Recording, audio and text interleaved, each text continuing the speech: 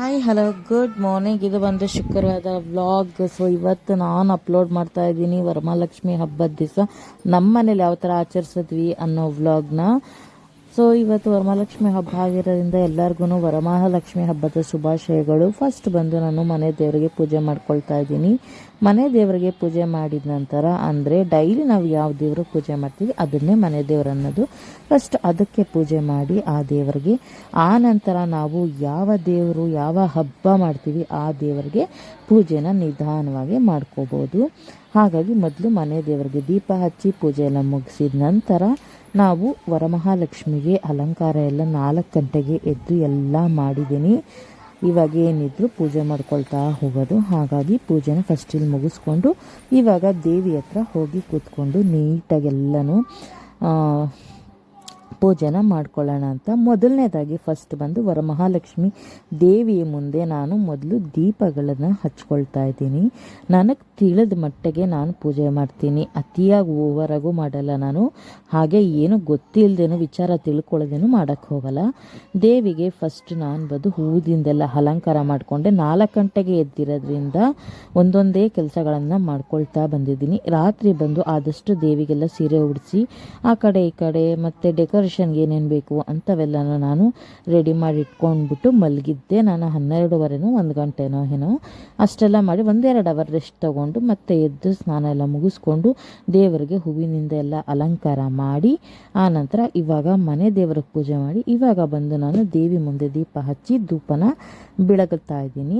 ಇವಾಗ ಫಸ್ಟ್ ಧೂಪನೆಲ್ಲ ಅಂಟಿಸ್ಕೊಂಡು ಹೂವು ಎಲ್ಲ ರೆಡಿ ಮಾಡಿಕೊಂಡು ಕೈ ಕಟ್ಟೋ ಕಂಕಣ ಎಲ್ಲ ರೆಡಿ ಮಾಡಿಕೊಂಡು ಪುಸ್ತಕ ವರಮಹಾಲಕ್ಷ್ಮಿ ಹಬ್ಬದ ಸ್ತೋತ್ರ ಅಂತ ಹೇಳೋಂತಹ ಪುಸ್ತಕ ಇರುತ್ತೆ. ಆ ಪುಸ್ತಕನ ಇಟ್ಕೊಂಡು ಒಂದು ಲೋಟದಲ್ಲಿ ನೀರು ಮತ್ತು ಹೂವುಗಳು ಎಲ್ಲ ಥರನೂ ಇಟ್ಕೊಂಡು ಕುಳಿತುಕೊಂಡು ನಿಧಾನವಾಗಿ ಮಂತ್ರಗಳನ್ನೆಲ್ಲ ಹೇಳಿಕೊಂಡು ದೇವಿಗೆ ಫಸ್ಟು ಇದು ಊದುಗಡ್ಡಿಯಿಂದ ದೇವಿಗೆ ನೀಟಾಗಿ ಪೂಜೆನ ಮಾಡಿ ಆನಂತರ ನಾನು ಕೂತ್ಕೊಂಡು ನಿಧಾನಕ್ಕೆ ಒಂದು ವೀಳ್ಯದೆಲೆ ತಗೊಂಡು ಅದ್ರ ಮೇಲೆ ನಾನು ಕುಂಕುಮಾರ್ಚನೆ ಮಾಡ್ಕೊಳ್ತೀನಿ ಮಂತ್ರಗಳನ್ನು ಪಠಿಸ್ತಾ. ಆ ಥರ ಪಠಿಸಾದ್ಮೇಲೆ ಆನಂತರ ಮಂಗಳಾರತಿ ಮಾಡಿ ಹಣ್ಣು ಕಾಯಿ ಹೊಡೆದು ಆನಂತರ ಮತ್ತೆ ನಾನು ಮಹಾಮಂಗಳಾರತಿ ಮಾಡ್ಕೊಳ್ತೀನಿ ಅಷ್ಟೋತ್ರ ಹೇಳ್ಕೊಂಡು. ಈ ಥರ ನಾನು ನಿಧಾನಕ್ಕೆ ಒಂದೊಂದನ್ನೇ ಮಾಡ್ಕೊಳ್ತಾ ಹೋಗ್ತೀನಿ ನನಗೆ ತಿಳಿದ ಮಟ್ಟಿಗೆ. ಆನಂತರ ದೇವರಿಗಿಟ್ಟಿರೋ ನೈವೇದ್ಯನೆಲ್ಲ ದೇವರಿಗೆ ಸಮರ್ಪಿಸಿ ಪೂಜೆ ಸಂಕಲ್ಪನೆಲ್ಲ ಮುಗಿಸಿ ಆನಂತರ ನಮಸ್ಕಾರ ಮಾಡಿಕೊಂಡು ಸಮಾಧಾನ ಆಗುತ್ತೆ.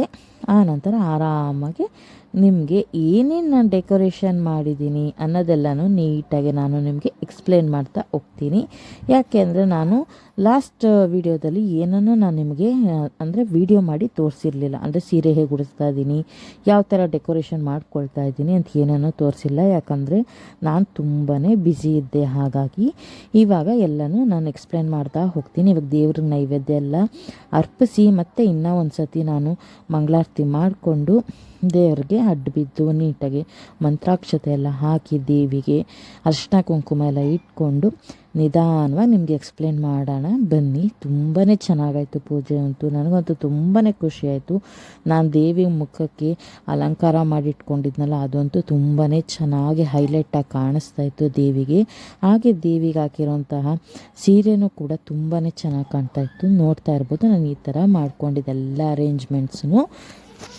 ನಿಧಾನಕ್ಕೆ ಇವಾಗ ಎಕ್ಸ್ಪ್ಲೇನ್ ಮಾಡೋಣ ಒಂದೊಂದನ್ನೇ ಬನ್ನಿ. ದೇವಿಗೆ ಮಂತ್ರ ಎಲ್ಲ ಪಠಿಸಿದ ನಂತರ ಬುಕ್ಕನ್ನು ಅಲ್ಲೇ ಇಟ್ಟು ಪೂಜೆ ಮಾಡ್ತೀನಿ. ಮಡ್ಲಕ್ಕಿ, ಹಣ್ಣು, ಕಾಯಿ ಮತ್ತು ಮಾಡಿರೋಂತಹ ನೈವೇದ್ಯಕ್ಕೆ ಮಾಡಿರೋಂತಹ ತಿಂಡಿಗಳು ಎಲ್ಲನೂ ಇಟ್ಟು ನೀಟಾಗಿ ಪೂಜೆ ಮಾಡಿ ಮುಗಿಸಿದ್ದೀನಿ. ಫಸ್ಟ್ ನಾನು ಬಂದು ಮೇಲ್ಗಡೆ ನಮ್ಮ ಮನೇಲಿ ಇವಾಗ ಈ ಥರ ನಾನು ದೇವಿಗೆ ಅಲಂಕಾರ ಮಾಡ್ಕೊಂಡಿದ್ದೆ. ನಿಮಗೆಲ್ಲ ಹೇಗೆ ಅನ್ನಿಸ್ತು ಅಂತ ಕಮೆಂಟ್ ಸೆಕ್ಷನ್ನಲ್ಲಿ ತಿಳಿಸಿ. ಮಾಮೂಲಿ ನೈವೇದ್ಯಕ್ಕೆ ಬಂದು ಏನೇನು ಮಾಡಿದ್ದೆ ತಿಂಡಿ ಮತ್ತು ಮಡ್ಲಕ್ಕಿ, ಹಣ್ಣುಗಳು ಮತ್ತು ದೀಪಕ್ಕೆಲ್ಲ ಅಲಂಕಾರ. ಮತ್ತು ಈ ಸತಿ ಈ ಥರ 2 ಬೊಕ್ಕೆ ತಂದಿರೋದು ಎಕ್ಸ್ಟ್ರಾ ಅಡಿಷ್ನಲ್ಲು. ಅದೊಂಥರ ಸಿಕ್ಕಾಬಟ್ಟೆ ಲುಕ್ ಕೊಡ್ತು ಅಂತಲೇ ಹೇಳ್ಬೋದು ದೇವಿ ಅಲಂಕಾರಕ್ಕೆ. ಮಾಮೂಲಿ ದೀಪಗಳು ಇಟ್ಕೊಂಡಿದ್ದೀನಿ ಮತ್ತು ದೇವಿಗೆ ಈ ಥರ ನಾನು ಅಲಂಕಾರ ಮಾಡಿದ್ದೀನಿ. ಮುಖವಾಡಕ್ಕೆಲ್ಲ ನಾನು ಫಸ್ಟೇ ವ್ಲಾಗ್ ಮಾಡಿ ಹಾಕಿದ್ದೀನಿ ಅಲಂಕಾರ ಮಾಡೋದು ಹೇಗೆ ಅಂತ, ನಿಮಗೂ ಯೂಸ್ ಆಗ್ಬೋದು ಅಂತ. ಸೊ ಈ ಥರ ನಾನು ಅಲಂಕಾರ ಎಲ್ಲ ಮಾಡ್ಕೊಂಡಿದ್ದೆ. ನನಗಂತೂ ತುಂಬಾ ಖುಷಿ ಆಯಿತು, ತುಂಬಾ ಚೆನ್ನಾಗಿ ಬಂದಿತ್ತು. ನಿಮ್ಗೆ ಹೇಗೆ ಅನ್ನಿಸ್ತು ಅಂತ ಕಮೆಂಟ್ ಸೆಕ್ಷನಲ್ಲಿ ತಿಳಿಸಿ. ಅಲ್ಲಿ ನಾನು ನಮ್ಮ ಅತ್ತಿಗೆದಿರ ಮನೆಗೆ ಮತ್ತು ನಮ್ಮ ಫ್ರೆಂಡ್ ಮನೆಗೆಲ್ಲ ಹೋಗಿ ಅಲ್ಲಿ ಯಾವ ಥರ ಅವ್ರ ದೇವಿನ ಅಲಂಕಾರ ಮಾಡಿದ್ದಾರೆ, ಯಾವ ಥರ ಅವರು ವರಮಹಾಲಕ್ಷ್ಮಿ ಆಚರಿಸಿದ್ದಾರೆ ಅಂತ ಇದೇ ವ್ಲಾಗಲ್ಲಿ ಹಾಕಿರ್ತೀನಿ. ನೀವು ವಿಡಿಯೋನ ಎಂಡ್ ತನಕ ನೋಡಿ ಕ್ಲೀನಾಗಿ ನಿಮಗೆ ಎಲ್ಲ ಮುಗಿದ್ಮೇಲೆ ನಮ್ಮ ಯಜಮಾನ್ರು ಪೂಜೆ ಮಾಡ್ತಾಯಿದ್ರು. ಹಾಗೆ ನನ್ನ ಮಗನ ಪಂಚೆ ಎಲ್ಲ ಹಾಕಿ ಬಿಟ್ಟಿದ್ದೀನಿ. ನನ್ನ ಮಗ ಒಂದು ಫೋಟೋ ಹೊಡ್ಸ್ಕೊಳ್ತಾ ಇಲ್ಲ, ಅಷ್ಟು ಕಿರಿಕ್ ಮಾಡ್ತಾ ಇದ್ದಾನೆ. ಏನೇನೋ ಟ್ರೈ ಮಾಡಿದೆ, ಕೊನೆಗೂ ಒಂದು ಫೋಟೋ ಹೊಡಿಸ್ಕೊಳ್ಳಿಲ್ಲ. ಏನೋ ಮಾಡೋಕ್ಕಾಗಲ್ಲ ಅಂತ ಬಿಟ್ಬಿಡು ಅಂದರು ನಮ್ಮ ಮನೆಯವರು. ಸರಿ ಅಂತ ಬಿಟ್ಟೆ, ಇನ್ನೇನು ಮಾಡೋದು ಅಂತ. ಫ್ರೆಂಡ್ಸ್, ತಿಂಡಿ ಬಂದು ಚಿತ್ರಾನ್ನ ಮಾಡ್ಬೇಕಂದಿತ್ತು ಇವತ್ತು. ನನ್ನ ಮಗಳು ಚಿತ್ರಾನ್ನ ಬೇಡ ಅಂದು ಸ್ವಲ್ಪ ಡಿಸ್ಟರ್ಬೆನ್ಸ್ ಇದೆ ಈಚೆ ಕಡೆಯಿಂದ. ಬಾಗ್ಲು ಹಾಕೋಕ್ಕಾಗಲ್ಲ ಹಬ್ಬದ ದಿವಸ, ಹಾಗಾಗಿ ಬಾಗ್ಲು ಹಾಕಿಲ್ಲ, ಹಾಗೇ ಮಾತಾಡ್ತಾ ಇದ್ದೀನಿ. ಸೊ ಒಬ್ಬಟ್ಟಿಗೆ ಅಂತ ಮೈದಾ ಹಿಟ್ಟು ಕಲಿಸಿಕ್ತಾ ಇದ್ದೀನಿ. ಫಸ್ಟು ಬೆಳಿಗ್ಗೆನೆ ಬಂದು ಇದು ಮಾಡಿಬಿಟ್ಟೆ, ಟೊಮೆಟೊ ಬಾತ್ ಮಾಡಿಟ್ಟಿದ್ದೀನಿ ಬ್ರೇಕ್ಫಾಸ್ಟು. ಚಿತ್ರಾನ್ನ ಬೇಡ, ನೆನ್ನೆನ ಮಾಡಿದ್ದೆ ಅಂದು. ಹಾಗಾಗಿ ದೇವ್ರಿಗೆ ಒಬ್ಬಟ್ಟು ಮಾಡಬೇಕಿತ್ತು. ನೆನ್ನೆ ಆಗಲೇ ಇಲ್ಲ ನಂಗೆ ಮಾಡೋಕ್ಕೆ. ಹಾಗಾಗಿ ಪೂಜೆ ಎಲ್ಲ ಮುಗಿಸ್ದೆ. ಇವಾಗ ಒಬ್ಬಟ್ಟು ಮಾಡಿದ್ಮೇಲೆ ಮತ್ತೆ ದೇವ್ರಿಗೆ ಇಟ್ಬಿಟ್ಟು ಪೂಜೆ ಮಾಡ್ಕೊಳ್ಳೋಣ ಅಂದ್ಬಿಟ್ಟು ಮೈದಾ ಹಿಟ್ಟು ಕಲಿಸಿಕ್ತಾ ಇದ್ದೀನಿ. ಇದು ಚೆನ್ನಾಗಿ ನೆನೀಲಿ, ಅಷ್ಟರಲ್ಲಿ ಬೇಳೆ ಎಲ್ಲ ಬೇಯಿಸ್ಕೊಳ್ಳೋಣ ಅಂತ ರೆಡಿ ಮಾಡ್ಕೊತಾ ಇದ್ದೀನಿ ಒಂದೊಂದೇ. ಇನ್ನು ನನ್ನ ಮಗ ಇವಾಗ ಹಾಕಿಲ್ಲ, ಹಾಗೇ ಮಾತಾಡ್ತಾ ಇದ್ದೀನಿ. ಸೊ ಒಬ್ಬಟ್ಟಿಗೆ ಅಂತ ಮೈದಾ ಹಿಟ್ಟು ಕಲಿಸಿಕ್ತಾ ಇದ್ದೀನಿ. ಫಸ್ಟು ಬೆಳಿಗ್ಗೆನೆ ಬಂದು ಇದು ಮಾಡಿಬಿಟ್ಟೆ, ಟೊಮೆಟೊ ಬಾತ್ ಮಾಡಿಟ್ಟಿದ್ದೀನಿ ಬ್ರೇಕ್ಫಾಸ್ಟು. ಚಿತ್ರಾನ್ನ ಬೇಡ, ನೆನ್ನೆನ ಮಾಡಿದ್ದೆ ಅಂದು. ಹಾಗಾಗಿ ದೇವ್ರಿಗೆ ಒಬ್ಬಟ್ಟು ಮಾಡಬೇಕಿತ್ತು. ನೆನ್ನೆ ಆಗಲೇ ಇಲ್ಲ ನಂಗೆ ಮಾಡೋಕ್ಕೆ. ಹಾಗಾಗಿ ಪೂಜೆ ಎಲ್ಲ ಮುಗಿಸ್ದೆ. ಇವಾಗ ಒಬ್ಬಟ್ಟು ಮಾಡಿದ್ಮೇಲೆ ಮತ್ತೆ ದೇವ್ರಿಗೆ ಇಟ್ಬಿಟ್ಟು ಪೂಜೆ ಮಾಡ್ಕೊಳ್ಳೋಣ ಅಂದ್ಬಿಟ್ಟು ಮೈದಾ ಹಿಟ್ಟು ಕಲಿಸಿಕ್ತಾ ಇದ್ದೀನಿ. ಇದು ಚೆನ್ನಾಗಿ ನೆನೀಲಿ, ಅಷ್ಟರಲ್ಲಿ ಬೇಳೆ ಎಲ್ಲ ಬೇಯಿಸ್ಕೊಳ್ಳೋಣ ಅಂತ ರೆಡಿ ಮಾಡ್ಕೊತಾ ಇದ್ದೀನಿ ಒಂದೊಂದೇ. ಇನ್ನು ನನ್ನ ಮಗ ಇವಾಗಿದ್ದವನೆ, ನನ್ನ ಮಗಳು ಇವಾಗಿದ್ದವಳೆ.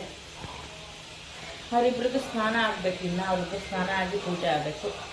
ಸೊ ನಾನು ಬೇಗ ಇದೆಲ್ಲ ಮುಗಿಸ್ಬಿಟ್ಟು ಇವಾಗ ತಿಂಡಿ ಎಲ್ಲ ರೆಡಿ ಮಾಡಿ ಒಬ್ಬಟ್ಟಿಗೆ ರೆಡಿ ಮಾಡ್ಕೊತಾ ಇದ್ದೀನಿ. ಆಮೇಲೆ ಸಿಗ್ತೀನಿ. Okay. So friends, rice bath ready ಆಯಿತು, ಮಿಕ್ಸ್ ಮಾಡ್ತಾ ಇದ್ದೀನಿ. ಇವಾಗ ನಮ್ಮ ಮನೆಯವ್ರು ಸ್ನಾನಕ್ಕೆ ಹೋಗಿದ್ದಾರೆ. ಅವ್ರು ಬರೋ ಅಷ್ಟರಲ್ಲಿ ಟಿಫನ್ ರೆಡಿ ಇದೆ.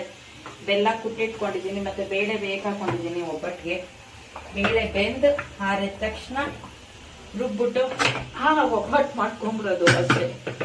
ಸುಡ್ತಾ ಇಲ್ಲ, ಸುಟ್ಬಿಡುತ್ತೇನೋ ಅಂದ್ಕೊಂಡು ಸುಳ್ಳಿ. ಸೊ ಕ್ಲೀನಾಗಿ ಕ್ಲೋಸ್ ಮಾಡಿ ಇಟ್ಬಿಡೋಣ, ಹಾಗೆ ಬಿಸಿ ಬಿಸಿಯಾಗಿರುತ್ತೆ. ಇಲ್ಲಾಂದ್ರೆ ತಿನ್ನಕ್ಕಾಗಲ್ಲ. ದೇವ್ರಿಗಲ್ವ ನೀನು? ಟೊಮಟೊ ಬಾತ್ ದೇವ್ರಿಗೆ ಆಡಿಸ್ತಾರೆ, ಒಬ್ಬಟ್ಟು ಮಾಡಿರ್ತಾರೆ ನೋಡಿ. ಒಂದು 2 ನಿಮಿಷ ಬಿಟ್ಟರೆ ಸಾಕು, ನೀಟಾಗೆ ಬಂದ್ಬಿಡುತ್ತೆ ಒಬ್ಬಟ್ಟು. ಸೊ ನಾನು ಪುಟ್ಟಾಗೆ ಮಾಡ್ಕೊಳ್ತೀನಿ, ಜಾಸ್ತಿ ದೊಡ್ಡದೆಲ್ಲ ಏನು ಮಾಡೋಕ್ಕೋಗಲ್ಲ.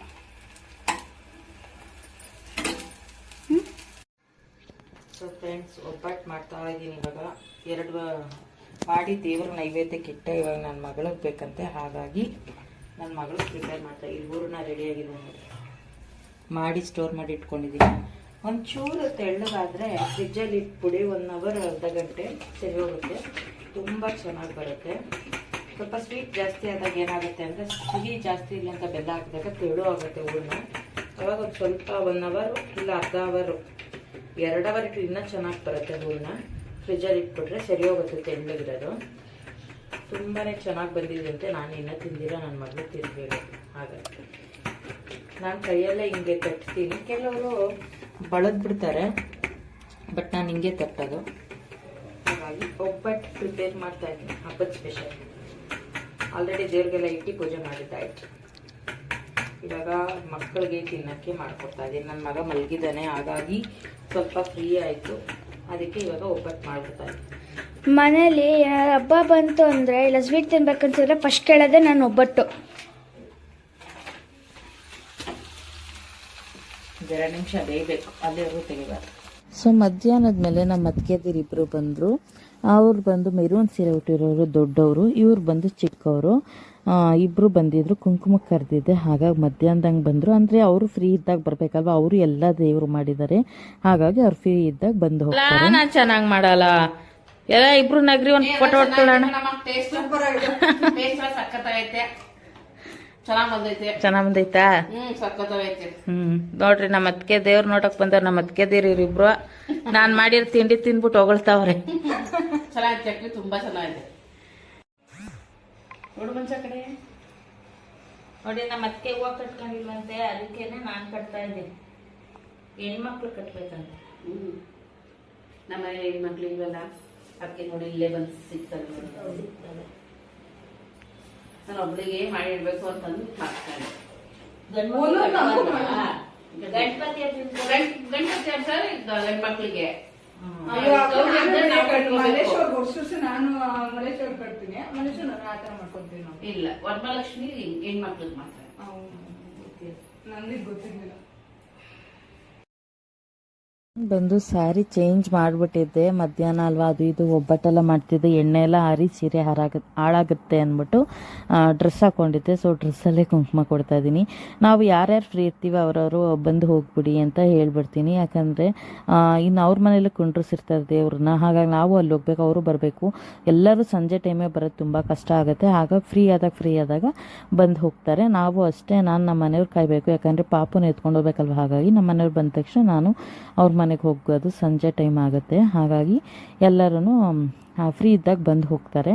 ಹಾಗೆ ಕುತ್ಕೊಂಡು ಸ್ವಲ್ಪ ಹರಟೆ ಮಾಡ್ಕೊಂಡು ನೀವು ಹೆಂಗೆ ಮಾಡಿದ್ವಿ, ನಾವು ಹೆಂಗೆ ಮಾಡಿದ್ವಿ, ನೀವೇನೇನು ಮಾಡಿದ್ರಿ ಅಂತ ಹೀಗೆ ಮಾತಾಡ್ಕೊಂಡು ಟೈಮ್ ಪಾಸ್ ಮಾಡ್ತಾ ಇರ್ತೀವಿ. ಹಾಗೆ ಸುಮಾರು ಹೊತ್ತಾಯಿತು ಅವ್ರು ಬಂದು. ಇವಾಗ ಕುಂಕುಮ ಕೊಡೋ ಟೈಮಲ್ಲಿ ನಾನು ತೋರಿಸ್ತಾ ಇದ್ದೀನಿ ಅಷ್ಟೇ.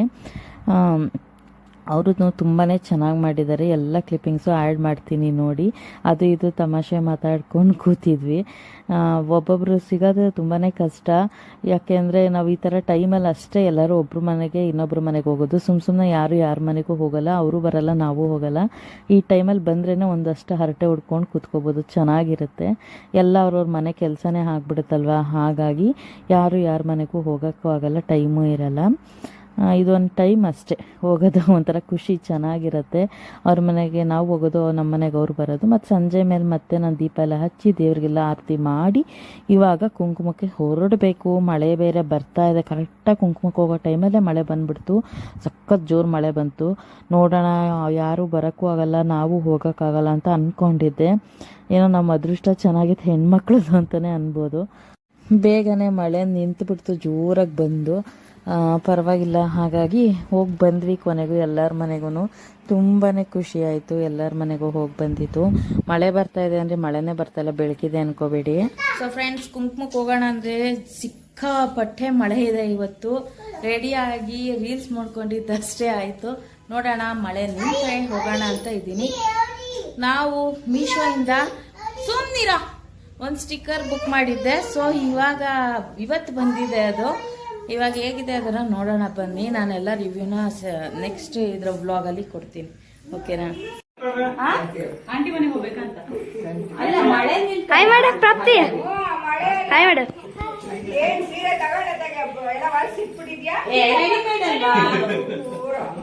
Readymade super. ನೀವು ಹೋಗ್ಬಂದ್ರೆ ಆಂಟಿ ಮನೆಗೆ ಇವೆಲ್ಲ ಮುತ್ತೈದೆಯರು ಅಂತ ಮಾಡಿಸ್ತಾ ಇದ್ದೀನಿ. ಇನ್ನು ನಾನು ಲಾಸ್ಟಲ್ಲಿ ಮಾಡಬೇಕು ಅಂದರೆ ಒಬ್ಬಳೇ ಮಾಡಬೇಕು, ಅದೇನು ಚೆನ್ನಾಗಿರುತ್ತೆ. ಮುತ್ತೈದೆಯರು ಸೇರ್ಕೊಂಡು ಮಾಡಿದ್ರೆ ಚೆಂದ ಅಲ್ವಾ. ಹಾಗಾಗಿ ಬನ್ನಿ ಮಾಡಿಬಿಡೋಣ. ಆನಂತರ ಹೊರಡುವಾಗ ಕುಂಕುಮ ಕೊಡ್ತೀನಿ ಅಂತ ಹೇಳಿದೆ. ಯಾಕಂದರೆ ಅವು ಕುಂಕುಮ ಕೊಟ್ಬಿಟ್ಟು ಮಾತಾಡಿಸ್ತಾ ಕುತ್ಕೋಬಾರ್ದು. ಅದ್ರ ಬದಲು ಫಸ್ಟೆಲ್ಲ ಮಾತಾಡ್ಬಿಟ್ಟು ಲಾಸ್ಟಲ್ಲಿ ಹೊರಡೋ ಟೈಮಲ್ಲಿ ಕುಂಕುಮ ಕೊಟ್ಟು ಕಳಿಸ್ಬೇಕು. ಯಾವತ್ತೂ ಅಷ್ಟೇ ಕುಂಕುಮ ಕೊಟ್ಟು ಕುಂಡ್ರಿಸ್ಕೋಬಾರ್ದು. ಹಾಗೆ ಒಂದು ಫೋಟೋ ಹೊಡೀರಿ ಅಂತ ಫೋಟೋ ಹೊಡಿಸ್ಕೊಳ್ತಾ ಇದ್ದೀನಿ ನಮ್ಮ ಮನೆಯವ್ರ ಕೈಲಿ. ನಮ್ಮ ಫ್ರೆಂಡ್ಸ್ದು ನಮ್ಮದೆಲ್ಲ ಹೊಡೀರಿ ಅಂದ್ಬಿಟ್ಟು. ಇವರಿಬ್ಬರು ನಮ್ಮ ಫ್ರೆಂಡ್ಸು. ಇನ್ನು ನೆಕ್ಸ್ಟ್ ಬರೋರೆಲ್ಲ ನಮ್ಮ ರಿಲೇಷನ್ಸ್ ಅವರೆಲ್ಲ. ಸೊ ಹಾಗಾಗಿ ಹರಟೆ ಹೊಡ್ಕೊಂಡು ಫೈನಲಿ ಆರತಿ ಎಲ್ಲ ಮಾಡಿ ಅವ್ರಿಗೂ ಎಲ್ಲರಿಗೂ ಕುಂಕುಮ ಕೊಡ್ತಾ ಇದ್ದೀನಿ. ಮಳೆ ಬಂದ್ಬಿಡುತ್ತೆ. ಸುಮತಿ ಅವ್ರು ಬಂದ್ರೆ ಚಿನ್ನು ಹಿಂಗಿಂಗ್ ಕೊಡು ಅಂತ ಹೇಳ್ತಾ ಇದ್ದೆ. ಅದೇ ಅವಾಗಲೇ ಬಂದಲ್ಲ ನಾನು.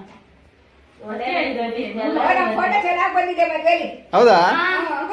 ಪ್ರಾಪ್ತಿದ್ದು ಮಮ್ಮಿಗೆ ಬಂದಿತ್ತಲ್ಲ ಮೋನಿ ಮದ್ವೆಲಿ, ಹಂಗೆ ಬಂದೈತೆ.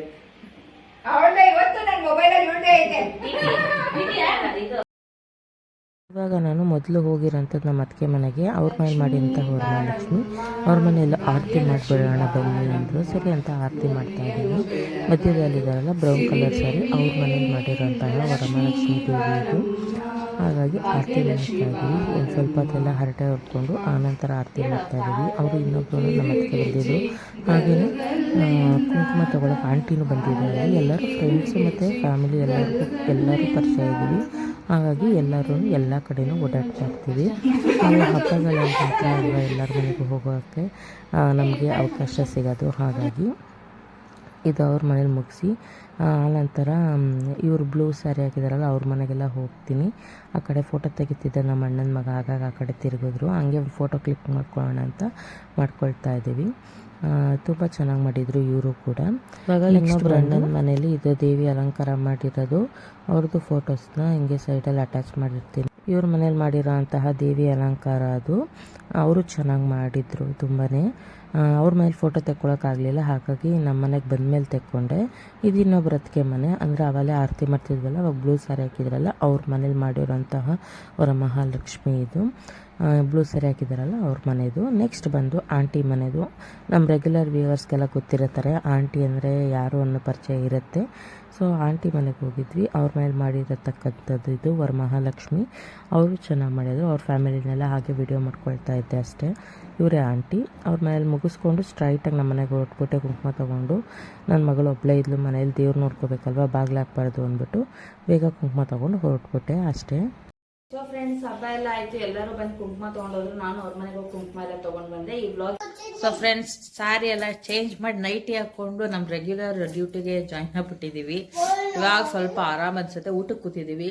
ಇವತ್ತು ಹಬ್ಬದ ಸ್ಪೆಷಲ್ ಏನು ಮಾಡಿದ್ದೀವಿ ಅಂದರೆ ಒಬ್ಬಟ್ಟಿನ ಸಾರು ಮತ್ತು ಚಕ್ಲಿ ನಂಚ್ಕೊಂಡು ಅನ್ನ ಮಾಡ್ಕೊಂಡು ಊಟ ಮಾಡ್ತಾಯಿದ್ದೀನಿ. ಬೇರೆ ಏನು ಸ್ಪೆಷಲ್ ಕಾಳು ಗೊಜ್ಜು, ಕೋಸಂಬರಿ, ಸುಮ್ಮನಿರಾ ಇದ್ಯಾವುದು ಮಾಡಿಲ್ಲ. ಯಾಕೆಂದರೆ ಇವಾಗ ನೆಕ್ಸ್ಟ್ ಈ ಶನಿವಾರ, ನಾಳೆ ಶನಿವಾರ ಅಲ್ಲ, ನೆಕ್ಸ್ಟ್ ವೀಕ್ ಶನಿವಾರ ದಾಸಪ್ಪನ ಪೂಜಿಸ್ತೀನಿ. ಆವಾಗ ಎಲ್ಲ ಅಡುಗೆನೂ ಮಾಡಬೇಕಾಗತ್ತೆ ನೈವೇದ್ಯಕ್ಕೆ ಇಡೋಕ್ಕೆ.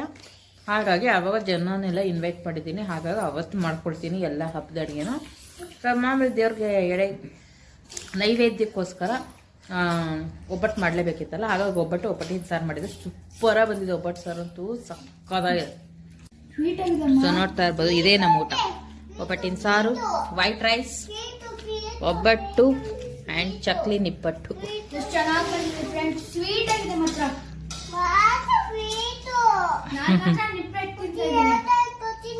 ಕುಚ್ಚಿದಾನಂತ ಅವನು, ಮಮ್ಮಮ್ ತಿಂತವ್ ನೋಡ್ರಿ ಅವನು.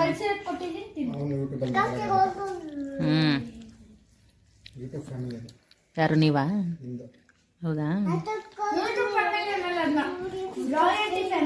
ಕೃಷ್ಣ ನೋಡಿ ಫ್ರೆಂಡ್ಸ್, ನಮ್ಮ ಮನೆ ಕೃಷ್ಣ ಎಷ್ಟು ಚೆನ್ನಾಗಿದ್ದಾನೆ.